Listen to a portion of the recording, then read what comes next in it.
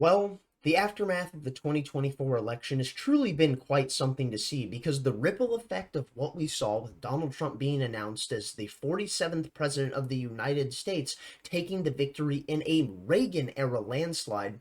Well, it seems that many of the different pieces on the chessboard of life that we see so consistently shifting in ways that seem completely uncontrollable, well, it now seems with the announcement of Donald Trump being the 47th president of the United States that many of these different pieces have decided to fall into place. Now let's go ahead, jump in, and see what we've got with the insanity of the world stage and what's playing out with that. Starting off with Politico, here we see EU's opening bid to avoid Trump's tariffs. We could buy more American gas. Brussels hopes to avoid trade war with the Republican president.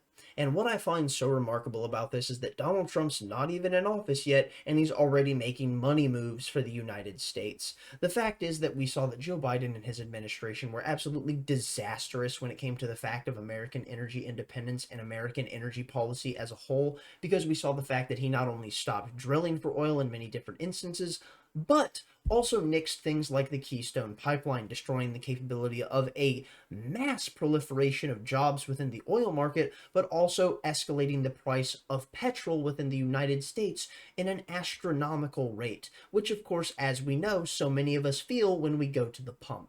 Anyways, moving on now, here we see from the Telegraph, let's team up against China and avoid tariff war, EU leader tells Trump.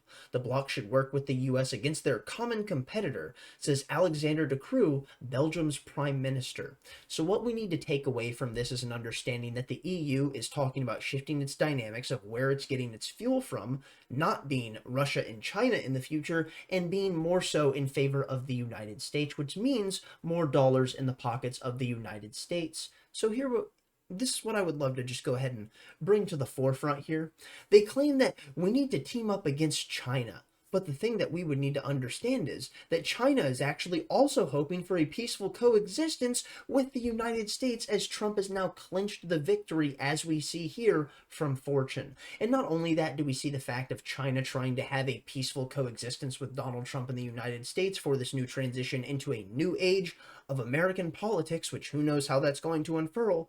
But alas, it will most certainly be quite interesting. What I do find most intriguing about this specifically, though, is how in talking about how China desires a peaceful coexistence, and how when you see articles like this talking about what's going on with this tariff war that Trump is waging and how many countries are talking about buying oil and resources from the United States, they're not mentioning the fact that even Vladimir Putin now is signaling that he will be buying oil from the United States, which, when you consider the fact of Russia's deep natural gas and petrol reserves, this should be a massive signal that we are seeing a hand wave to Donald Trump and his administration that Vladimir Putin is looking to make a deal and bring things to an amicable end on the world stage, which would mean an end to the war in Ukraine, as we have already seen Donald Trump having conversations with both Vladimir Putin and Zelensky about this exact topic. Jumping on now, here we see from the Tribune, even the Taliban is getting in line. Afghan Taliban hope for a new chapter with U.S. after Trump election win. Afghanistan hopes Trump administration takes realistic steps for concrete progress in U.S.-Afghan relations. What exactly does that mean, and how is Trump going to handle this? Is he going to tell them that they need to give us all of the Black Hawk helicopters and tanks back? Who knows? But alas, it will be quite fascinating to see it all unfold. Now on to CNN. Qatar agrees to kick Hamas out of Doha following U.S. request, sources say. November 8th, 2024. So what we can see is across the world stage, the standards are shifting. Iran is now kicking Hamas out of Doha at the desire of the United States itself. We see that Hamas is calling for an immediate end to the war after Trump has been elected, which, while this is the framing of the corporate press, we would have to consider that if we were to go to the Israeli media, we would see that Hamas officials have been calling for any deal that would lead to a permanent ceasefire, which would mean an end to the war. So alas, even before this day that we saw Donald Trump get announced to be the future president of the United States for his next term, we see that Hamas was still declaring that they wanted to see a permanent ceasefire. Moving on now, here we see from Business Insider, inside Trump and Putin's first phone call since the election. And the main thing to take away with this was the nature of Vladimir Putin talking about what's going on with buying American oil and also what's going on with bringing the conflict in Ukraine to an end. Here we see from USA Today, Trump advised Putin not to escalate war with Ukraine. President-elect Trump has criticized the scale of U.S. military and financial support for Ukraine, vowing to end the war quickly without saying how. And what you do is you give concessions on both sides. No one will truly be happy in the end, but in the end, the dying will stop, and that is all that matters. And that is what we need to pay attention to. Now jumping on to the New York Times, we see Putin lavishes praise on Trump, saying Russia is open to restoring ties. Russians close to the Kremlin voiced optimism that Donald J. Trump could help end the war in Ukraine and on Russia's terms. Vladimir Putin said Trump's remarks on ending the war deserve attention. Putin stating that Donald Trump's remarks about ending the war are deserving of attention, I would most certainly agree. So let's go ahead and give it a bit of that real quick when we consider how it is that this is framed by the corporate press. Because, of course, they always try and spew out any form of propaganda that they can in any way, shape, and form. And this is truly a perfect example of that. Because what it does is avoid nuance and try to make it seem like Donald Trump is bending the knee to Vladimir Putin. And as so many people have been propagandized for so long through the Russiagate nonsense that was perpetrated upon society, which was undoubtedly one of the biggest lies sold throughout the entirety of American political history, that the frontrunner and the sitting president of the United States was working at the behest of a foreign government, and I don't mean Israel, Russia, and doing so going all the way back before the time of the fall of the Soviet Union. That is legitimately the narrative that was being sold around Donald Trump. And as we see the corporate press framing this, claiming that Mr. Trump's remarks on ending the war deserve attention, as Vladimir Putin has stated, showing that we very well may be able to end this on Russia's terms, makes it seem like Donald Trump will be acquiescing to whatever demands Russia is putting forward. But as we know, when it comes to the fact of having a conversation to end a conflict such as this, there was always going to be give and take on both sides, and in the end, all that matters, like I've stated so many times when it comes to this conflict, is that the dying is drawn to an end.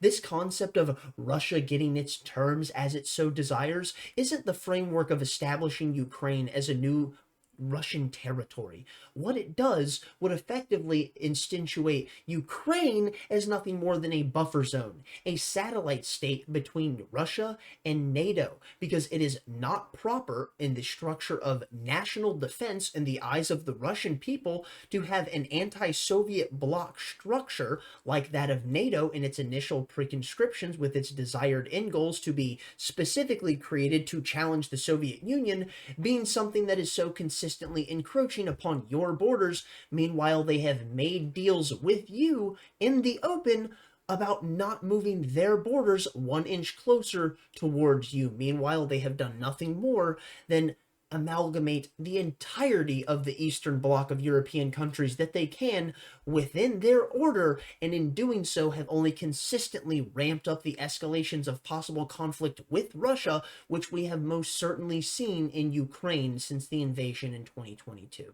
But of course, the corporate press doesn't want to address anything like that. They'll never address the fact that the head of NATO himself, Jens Stoltenberg, said openly that the reason Vladimir Putin went into Ukraine was for what reason?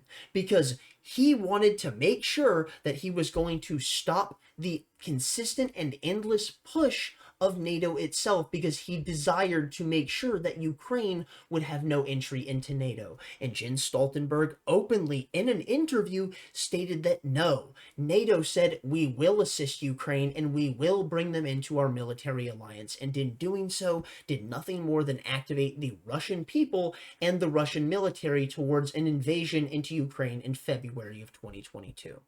Finishing this off now, here we see From CNN World, Elon Musk joined Trump call with Ukraine's Zelensky after U.S. election. So not only have we seen a call that Donald Trump has had with Vladimir Putin about ending this war, but he's also had one with Zelensky himself, bringing Elon Musk into the fold, and there is no way that anyone could possibly make the argument that Elon Musk is not in the pocket of doing what is best for Ukraine when he has quite literally been providing Starlink to the Ukrainian army free of charge and the Ukrainian people, so they still have internet access and the ability to have access to information. That's right. But of course, as you know, the corporate press will so consistently frame things such as this, that Elon Musk is simply the oligarch that is now controlling American politics, because of course it was Russia, but now you see it's just this billionaire and that of Elon Musk. Absolutely and utterly ridiculous, but nonetheless, you should never be surprised by the bullshit that is perpetrated by the corporate press. He's not even in office yet, and he's already making waves, and I truly wonder what's going to happen once he finally signs himself into that throne once more. And my goodness, my friends, it will be quite fascinating to see if the intelligence agencies even let him get to that point.